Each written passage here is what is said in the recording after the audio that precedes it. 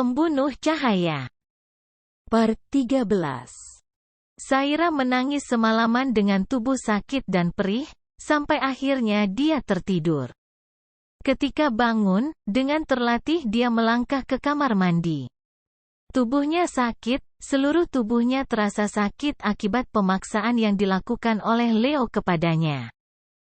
Dia langsung ke kamar mandi dan mencuci tubuhnya dengan bersih, menggosok kulitnya di pancuran kamar mandi sampai terasa sakit. Seolah semua itu bisa menghilangkan sisa penghinaan dan sikap merendahkan yang dilakukan Leo kepadanya. Air matanya sudah terkuras habis, bahkan Saira sudah tidak mampu menangis lagi.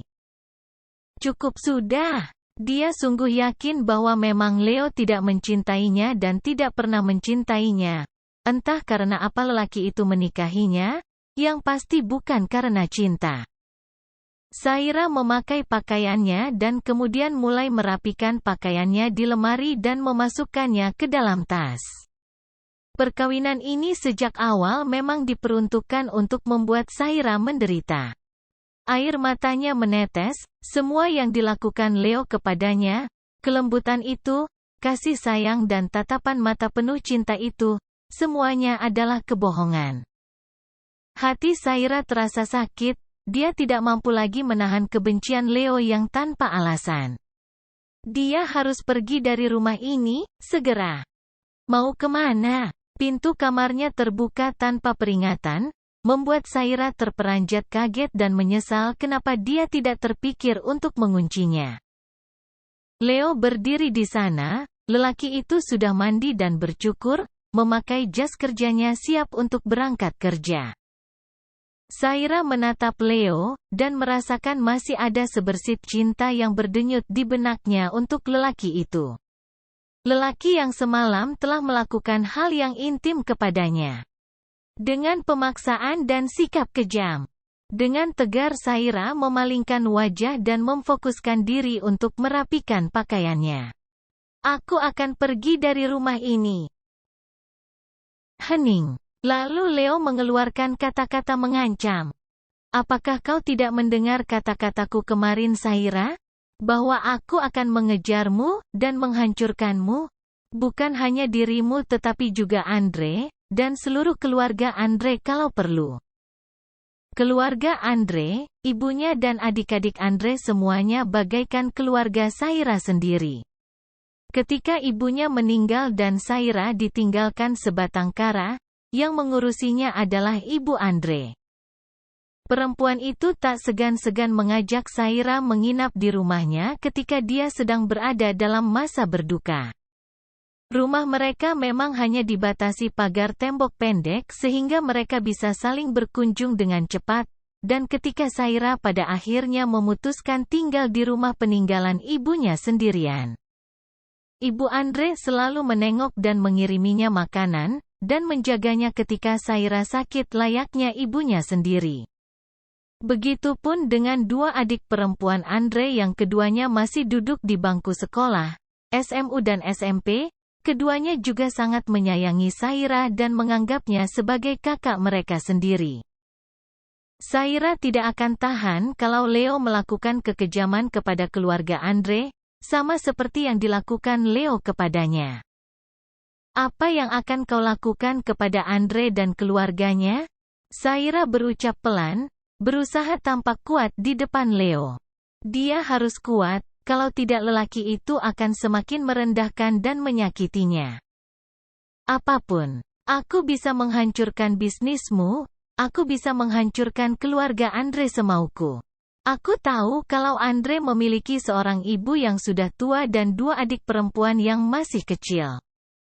Senyuman Leo tampak kejam, bayangkan apa yang terjadi kepada ibu Andre kalau tiba-tiba kedua anak perempuannya diculik dan diperkosa oleh orang tak dikenal sepulang sekolahnya.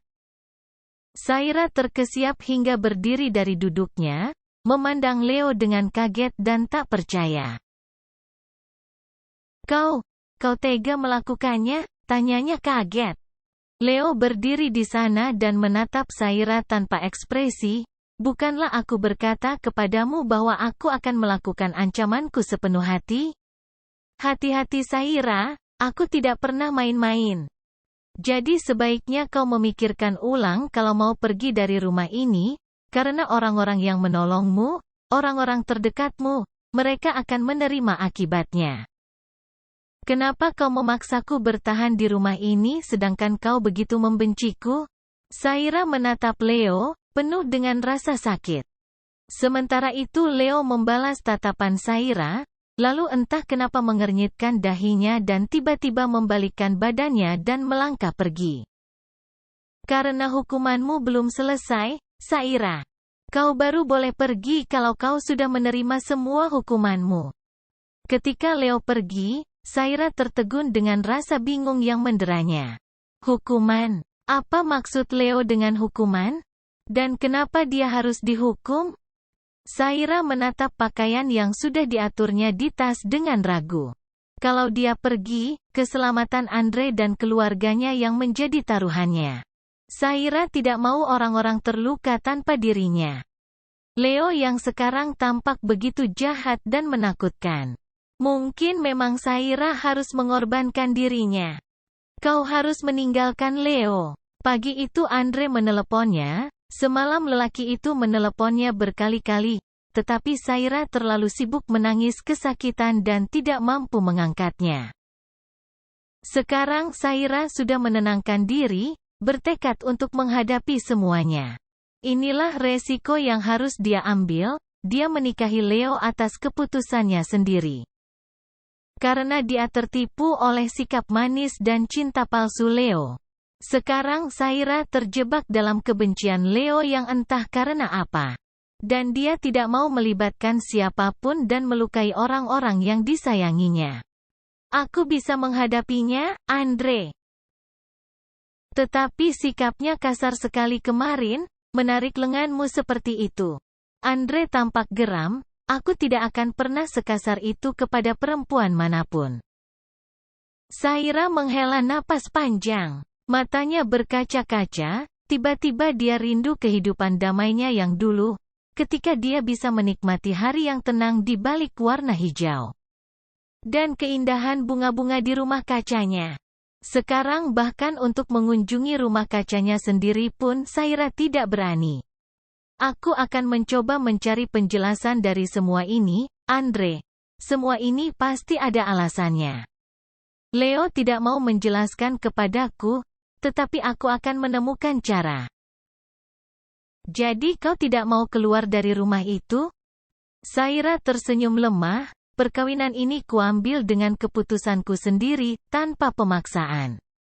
Aku sudah dewasa dan aku akan menanggung resiko atas keputusanku.